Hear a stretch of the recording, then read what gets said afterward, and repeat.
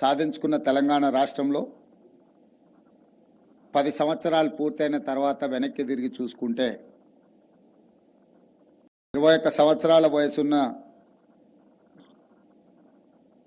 Graduate certificate తీసుకొని బయటకు వెళ్ళిన నిరుద్యోగి 31 సంవత్సరాలకు చేరుకున్నాడు తప్ప అతనికి ఉద్యోగం కానీ ఉపాధి అవకాశాలు కానీ రాలేదు. తెలంగాణ పబ్లిక్ సర్వీస్ కమిషన్ ప్రభుత్వ ఉద్యోగాల భర్తీ కోసం వాళ్ళ వెబ్సైట్లో నిరుద్యోగ యువకులను భర్తీ చేసుకోండి అని ప్రకటన చేస్తే 30 లక్షల మంది నిరుద్యోగ యువకులు తెలంగాణ పబ్లిక్ సర్వీస్ కమిషన్ వెబ్సైట్లో నమోదు చేసుకున్నారు. పట్టభద్రులు కాకుండా ఇతర నిరుద్యోగ యువకులు దాదాపుగా ఇంకొక 20-25 లక్షల మంది తెలంగాణ రాష్ట్రంలో ఉండడం జరిగింది. అంటే 10 సంవత్సరాలు పూర్తయిన తర్వాత ఒక అంచనాకు వస్తే 55 లక్షల నుంచి 60 లక్షల మంది నిరుద్యోగ యువకులు తెలంగాణ రాష్ట్రంలో చదువుకొని పట్టాలు పొంది ఉద్యోగ ఉపాధి అవకాశాలు లేకపోవడం వల్ల తెలంగాణ తీవ్రమైన నిరుద్యోగ సమస్యను ఎదుర్కోవడం మేము నూతనంగా ప్రభుత్వం ఏర్పాటు చేసిన తర్వాత గుర్తించిన అత్యంత కీలకమైన అంశం. అందుకే డిసెంబర్ 7, 2023 నాడు ప్రభుత్వం ప్రమాణ స్వీకారం చేసిన 90 రోజుల్లోనే 30,000 ప్రభుత్వ ఉద్యోగాల భర్తీ నియామక కార్యక్రమాన్ని ఏ ఎల్బీ స్టేడియంలో మేము బాధ్యత తీసుకున్నామో అదే ఎల్బీ స్టేడియంలో ఉద్యోగ అవకాశాలు పొందిన విద్యార్థులనే కాకుండా వాళ్ళ కుటుంబ సభ్యులను తల్లిదండ్రులను కూడా అక్కడికి ఆహ్వానించి 30,000 మందికి ఉద్యోగ నియామక పత్రాలు అందజేయడం ద్వారా వాళ్ళ తల్లిదండ్రుల కళ్ళల్లో ఆనందం ఎలా ఉంటుందో ఆ కుటుంబ సభ్యులతో చేరి రాష్ట్ర ప్రభుత్వం ఆనందంలో భాగం పంచుకోవడం జరిగింది.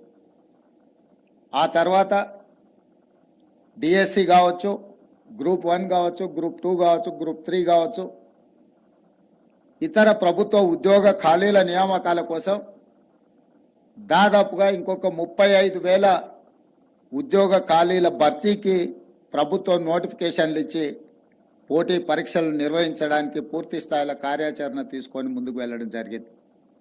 రాబోయే 2-3 నెలల్లో ఇంకొక 35,000 ప్రభుత్వ ఉద్యోగ నియామకాలు చేపట్టడానికి ప్రభుత్వం అన్ని రకాలుగా ఏర్పాట్లను చేయడం జరుగుతుంది. కానీ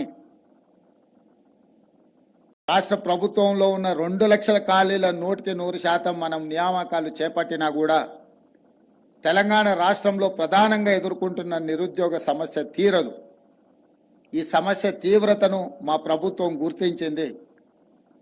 దీనికి కారణాలను వెతికినప్పుడు చాలామంది మాకు చాలా నాలెడ్జ్ ఉందని అనుకుంటుంటారు, కొంతమంది మాకు స్కిల్ ఉన్నది అనుకుంటుంటారు.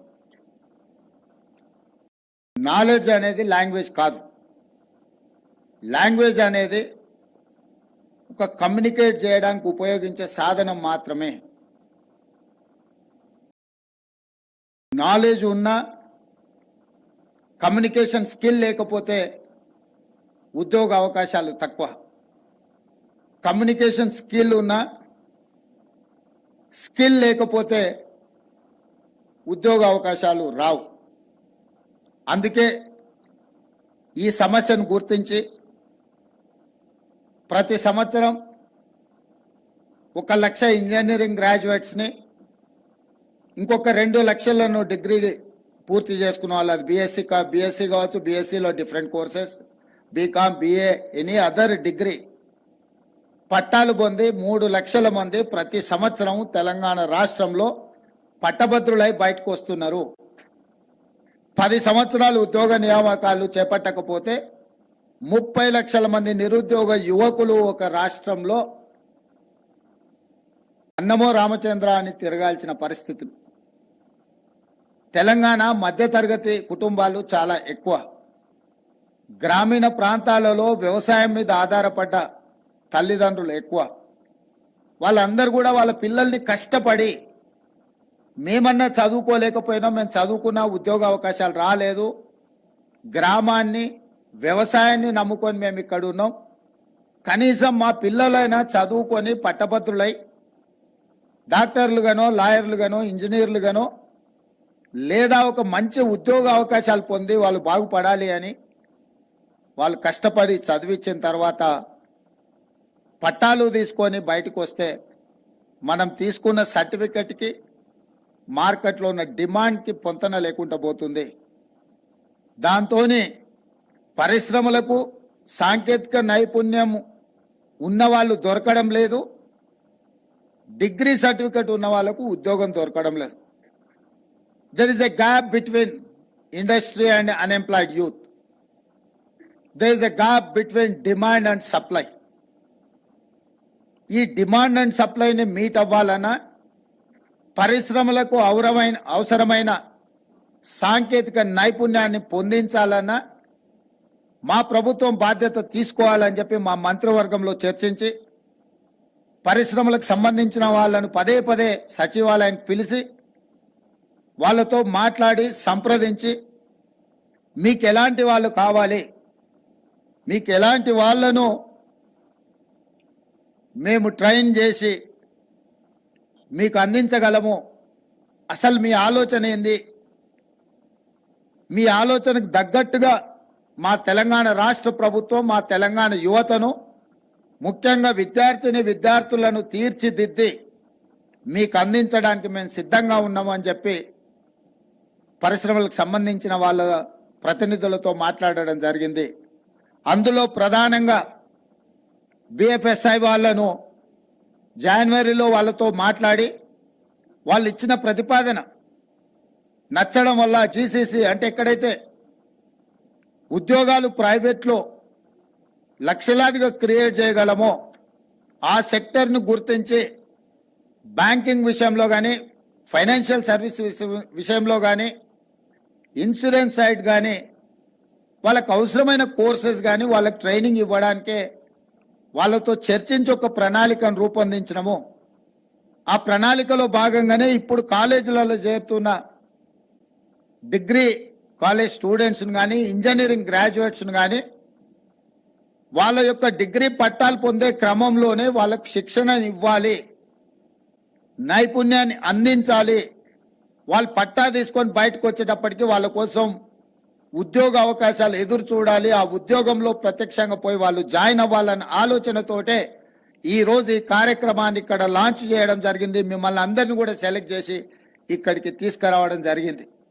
ఇది మీ కొద్ది మందిని ఉద్దేశించి అడ్రస్ చేయడానికి కాదు ఇక్కడ ఏర్పాటు చేసిన కార్యక్రమం.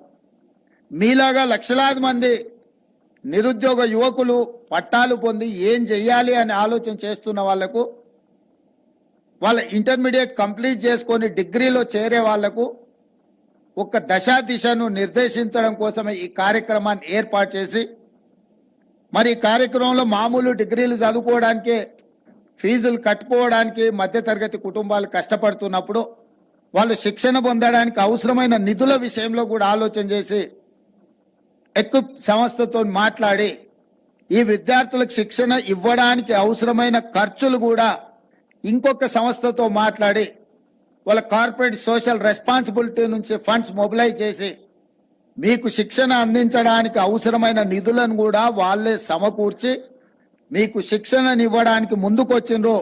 మనస్ఫూర్తిగా మీరు వాళ్ళని అభినందించడానికి చప్పట్లు కొట్టాల్సిందిగా మిమ్మల్ని అందరినీ కోరుతున్నా. ఎందుకంటే వాళ్ళు మీ నుంచి ఏం ఆశించడం లేదు. మీ నుంచి వాళ్ళు ఆశిస్తున్నది క్రమశిక్షణతో శిక్షణ పొంది ఈ శిక్షణ మీ ఉజ్వల భవిష్యత్తుకు ఉపయోగపడాలి. రేపు బ్యాంకింగ్ సెక్టర్ కానీ ఫైనాన్షియల్ సర్వీసెస్ సెక్టర్ కానీ ఇన్సూరెన్స్ సెక్టర్లో మీకందరికీ ఉద్యోగాలు దొరికి ప్రపంచానికే మన వైపు నుంచి మేధస్సును సరఫరా చేసే విధంగా తెలంగాణ రాష్ట్రము రాణించాలన్నదే వాళ్ళ ఆలోచన, మా ఆలోచన. భవిష్యత్తులో డిగ్రీల విషయంలో కానీ అదేవిధంగా ఇంజనీరింగ్ గ్రాడ్యుయేట్స్ విషయంలో కానీ వాళ్ళ నెక్స్ట్ ఇయర్ నుంచి ఇంటర్న్షిప్ కూడా ప్రవేశపెట్టాలని రాష్ట్ర ప్రభుత్వం నిర్ణయం తీసుకున్నది. దాంతో వాళ్ళు ప్రాక్టికల్గా ఎక్స్పీరియన్స్ రావడము వాళ్ళకు భవిష్యత్తులో ఉపయోగపడుతుంది.